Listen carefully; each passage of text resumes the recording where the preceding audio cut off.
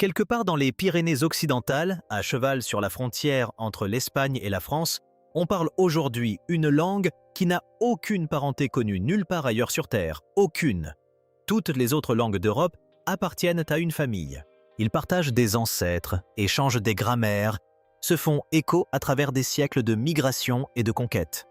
Mais cette langue reste complètement à part. Elle l'a toujours été. Depuis des générations, scientifiques et linguistes tournent autour de ce sujet, en explorant ses contours, à la recherche du lien qui le relie à quelque chose de familier. Ils n'en ont jamais trouvé. Puis l'analyse de l'ADN ancien a tout changé. Lorsque les chercheurs ont intégré des milliers d'années de données génétiques préhistoriques dans l'équation, le tableau qui en est ressorti était extraordinaire. La langue basque n'a pas survécu par hasard. Elle a survécu grâce à une série d'événements remontant à X0 ans. Des événements qui ont discrètement façonné l'une des histoires les plus remarquables de toute l'histoire de l'humanité. Voici ce que la science a finalement révélé. Tenez-vous n'importe où au Pays basque et écoutez. À l'ouest, on parle espagnol. À l'est, français. Franchissez la frontière dans n'importe quelle direction et vous découvrirez des langues romanes, descendantes du latin, cousines les unes des autres, faisant partie de la vaste famille indo-européenne qui s'étend du Portugal jusqu'au sous-continent indien. Puis revenez, car ce que vous entendez au Pays basque n'appartient à rien de tout cela. Cela n'a jamais été le cas. La langue basque, connue de ses locuteurs sous le nom d'euskara, est ce que les linguistes appellent une langue sans parenté connue.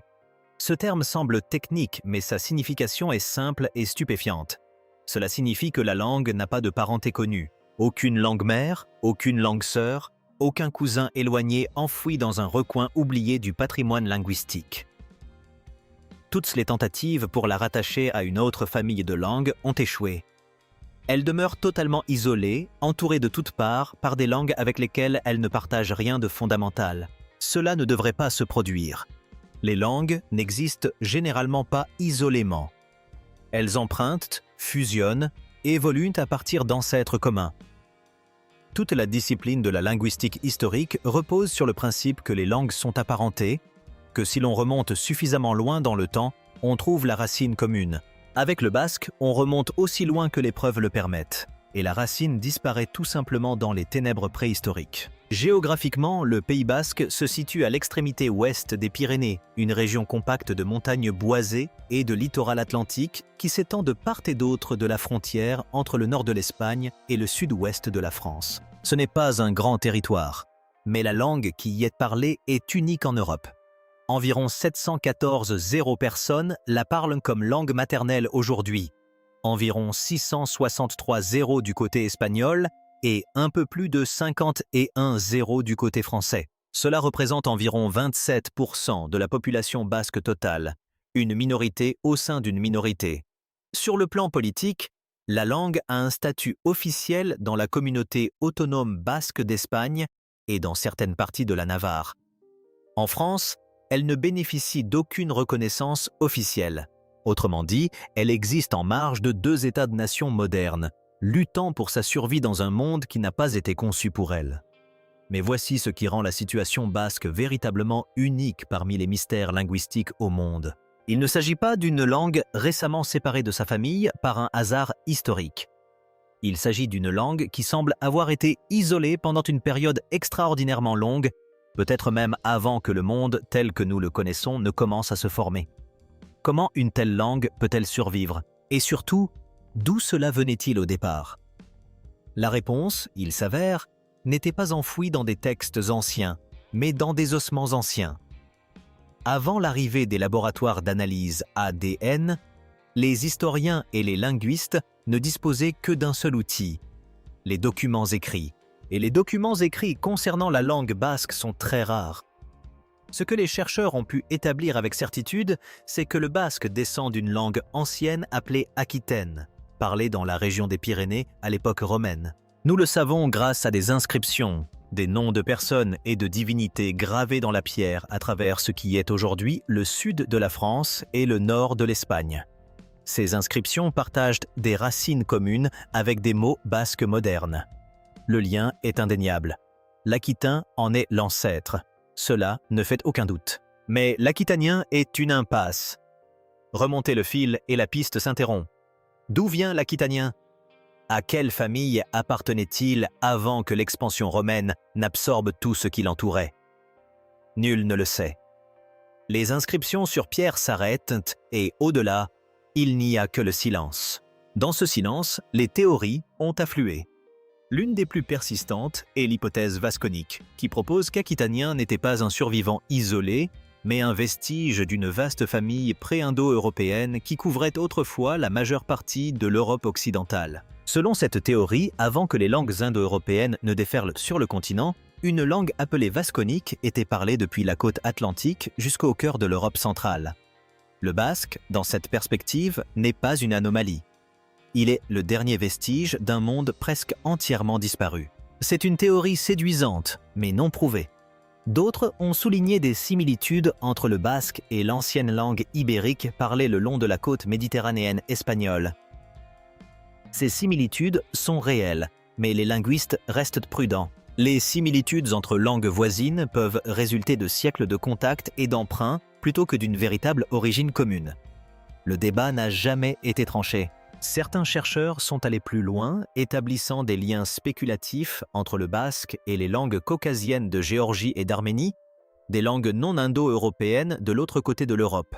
Les similitudes structurelles sont intrigantes, mais intrigant ne signifie pas prouvé, et ce lien reste fermement ancré dans la catégorie de la théorie. Parallèlement, le peuple basque lui-même vivait une histoire qui offrait ses propres indices. Pendant des siècles, leur relief montagneux a fait office de barrière naturelle, tenant à distance les envahisseurs et les influences extérieures. Le latin s'est introduit comme partout ailleurs et a laissé son empreinte sur le vocabulaire basque. Les langues romanes ont emprunté et ont été empruntées à d'autres langues durant toute la période médiévale. Mais le noyau de la langue basque est resté intact. Puis vint Francisco Franco. En 1939, son régime interdit le basque dans les écoles, la vie publique et les médias. Toute une génération grandit coupée de sa propre langue. Les anciennes théories ne pouvaient expliquer la survie du peuple basque. Mais la nouvelle science s'apprêtait à tenter de le faire. Pendant des décennies, l'origine de ce peuple et de sa langue est restée une question à laquelle la linguistique seule ne pouvait répondre. Les sources écrites étaient épuisées. Les théories s'étaient multipliées sans qu'aucune solution ne soit trouvée. Puis, une discipline scientifique totalement différente a fait son apparition, et elle n'est pas arrivée les mains vides. L'analyse de l'ADN ancien est exactement ce que son nom indique. Les scientifiques extraient du matériel génétique des restes squelettiques de personnes décédées il y a des centaines ou des milliers d'années. Ils séquencent ce matériel, le comparent à d'autres génomes anciens et modernes, et dressent un portrait détaillé de qui étaient ces personnes, d'où elles venaient et de leurs liens de parenté avec les populations actuelles. C'est, au sens propre du terme, une machine à remonter le temps biologique. Et lorsque les chercheurs se sont penchés sur la question des origines basques, les résultats ont été extraordinaires. La conclusion principale peut être énoncée simplement, même si la science qui la sous-tend est tout sauf simple. Le peuple basque n'est pas une mystérieuse anomalie apparue de nulle part. Ils sont les descendants directs de deux populations anciennes qui se sont superposées en Ibérie pendant des milliers d'années. Les premières étaient les chasseurs-cueilleurs d'Europe occidentale d'origine, un peuple qui vivait sur le continent depuis la dernière période glaciaire, bien avant l'existence de l'agriculture. Les seconds étaient des agriculteurs primitifs qui ont migré vers l'Europe depuis l'Anatolie, la région que nous appelons aujourd'hui. En Turquie, il y a environ 8 ans, deux groupes se sont rencontrés, mélangés et installés dans la péninsule ibérique. Au Pays basque en particulier, un phénomène s'est alors produit, unique en Europe. Ils ont été laissés à l'écart. Cet isolement est la clé de tout. Alors que les populations du reste du continent ont continué à se déplacer et à se mélanger au cours des millénaires suivants, les populations des Pyrénées et des régions avoisinantes ont subi beaucoup moins de bouleversements. Leur profil génétique s'est stabilisé. Et surtout, leur langue s'est stabilisée avec lui. C'est cette découverte qui redéfinit tout le mystère. La langue basque n'a pas survécu grâce à une résilience exceptionnelle ou à la seule protection de la géographie, même si celle-ci a certainement joué un rôle. Il a survécu parce que les personnes qui le transportaient étaient elles-mêmes une population survivante, une population présente dans cette région sous diverses formes depuis une période extraordinairement longue, peut-être même X0 ans. Ce nombre mérite un moment de silence. 10-0 ans. Tandis que les empires s'élevaient et s'effondraient, que les langues déferlaient sur les continents avant de disparaître à nouveau, tandis que le monde connu tout entier se transformait au point d'être méconnaissable, quelque chose a subsisté dans les Pyrénées. Le peuple a subsisté. La langue a subsisté. Et maintenant, pour la première fois, la science peut nous dire pourquoi. Mais l'histoire n'est pas encore terminée. Car la génétique révèle des détails encore plus précis sur la manière dont cette survie a été possible. Il y a environ 5-0 ans, un événement dramatique s'est produit en Europe. Une population d'éleveurs nomades originaires de la steppe pontique, ces vastes prairies s'étendant au nord de la mer Noire, commença à se déplacer vers l'ouest en très grand nombre. Il s'agissait du peuple Yamna, et ils ne se sont pas contentés de migrer. Ils ont transformé le continent. En quelques milliers d'années, les Yamnaya et leurs descendants avaient répandu leurs gènes, leur culture et leur langue sur la majeure partie de l'Europe. La famille des langues indo-européennes, qui comprend aujourd'hui l'anglais, l'espagnol, le français, l'allemand, le russe et des dizaines d'autres, remonte très probablement à cette expansion.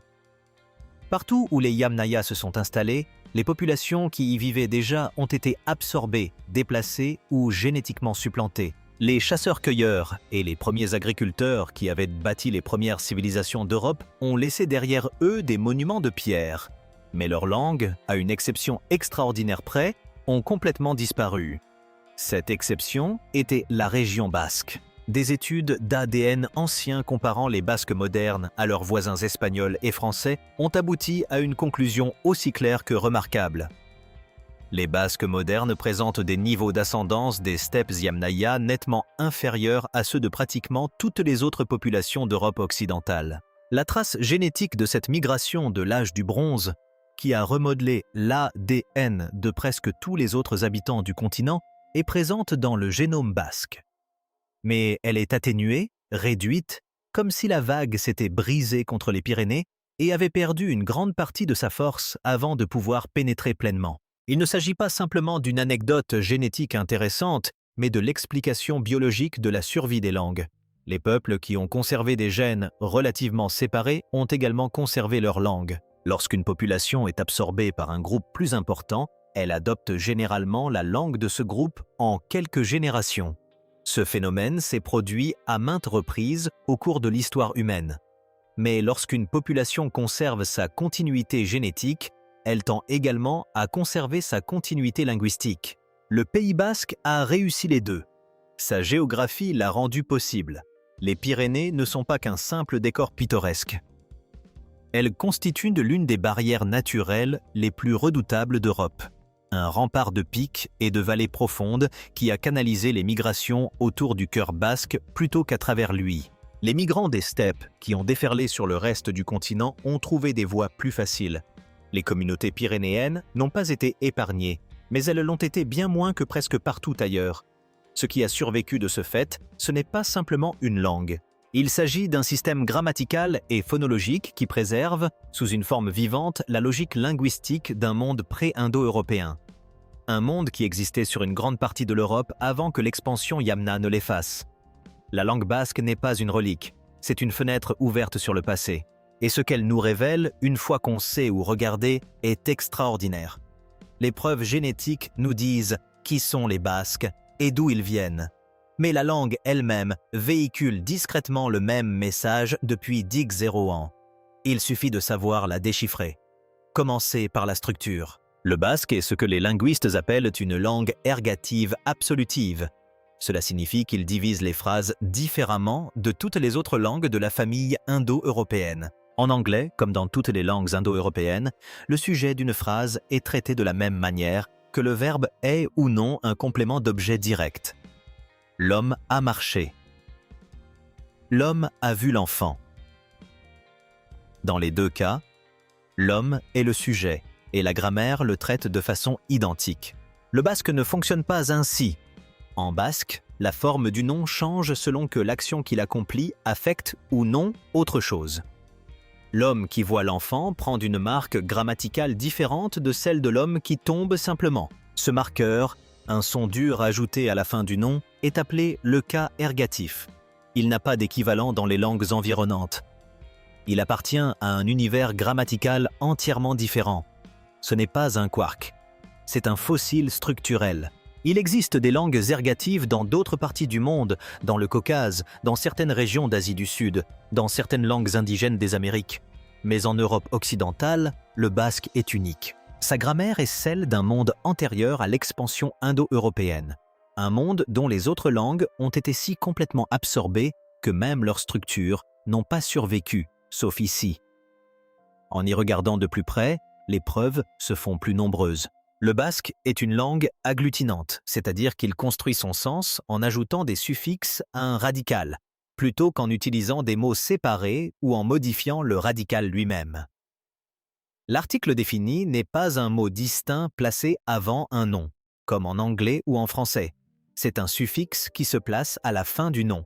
Toute l'architecture de la langue, la manière dont elle construit le sens, la façon dont elle marque les relations entre les mots, fonctionne selon une logique qui n'a pas d'équivalent indo-européen. Et pourtant, le vocabulaire raconte une histoire différente. Le basque regorge d'emprunts au latin, des mots romans assimilés au fil des siècles au contact du monde environnant. Le mot livre, liburu, est d'origine latine indéniable. Des dizaines de mots du quotidien portent l'empreinte de langue arrivée bien après que le basque soit devenu une langue ancienne. Le vocabulaire s'est adapté. La structure, elle, est restée la même. Cette structure est aujourd'hui préservée sous une forme standardisée appelée Euskara Batua, élaborée dans les années 1960 pour unifier les 5 principaux dialectes et donner à la langue une forme écrite unifiée. C'était un acte de sauvetage délibéré, car ce qui est préservé dans cette grammaire n'est pas qu'une simple curiosité linguistique, c'est le dernier témoignage vivant de la pensée européenne d'antan. La science est établie. Le mystère est résolu. Et pourtant, la langue qui a permis de comprendre X0 ans d'histoire humaine lutte encore pour sa survie. Aujourd'hui, seulement 27% environ des habitants du Pays basque parlent l'euskara. Dans une région de près de 3 millions d'habitants, cela signifie qu'environ 2 millions de personnes ont grandi sans avoir accès à ce qui rend leur culture irremplaçable. Ce n'est pas un hasard de l'histoire. C'est la conséquence directe d'une campagne délibérée visant à la détruire.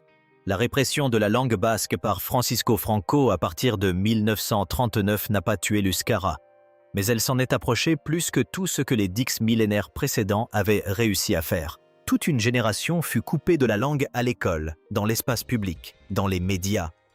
Le silence qui suivit n'était pas naturel, il était orchestré. Lorsque l'emprise de Franco commença à se relâcher dans les années 1960, le processus de restauration débuta. Les écoles de langue basque, appelées Ekastolak, reprirent leurs activités.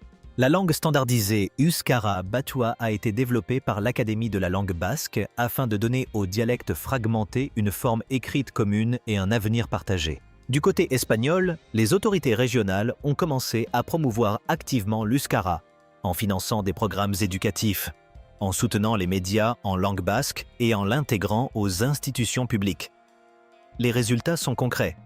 Le nombre de locuteurs s'est stabilisé et a même augmenté dans certaines régions. Au sein des jeunes générations de la communauté autonome basque, les taux de maîtrise de la langue sont sensiblement supérieurs à la moyenne régionale, mais le rétablissement ne signifie pas la sécurité.